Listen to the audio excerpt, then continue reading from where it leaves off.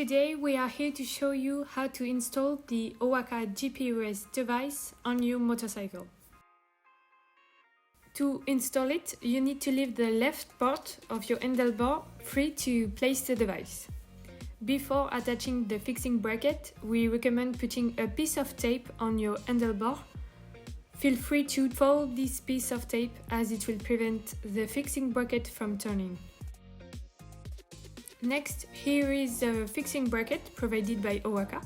You must place the fixing bracket on the piece of tape, and before tightening the fixing bracket, make sure you have correctly oriented the fixing bracket towards the sky.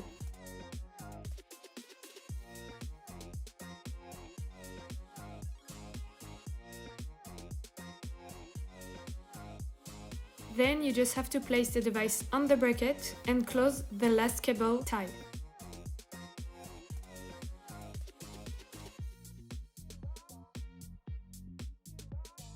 You can then cut any excess cable ties. You also have to know, as it is a GPRS device, you can also place it in the pocket of your jacket, in your camel bag or in a bag as shown here.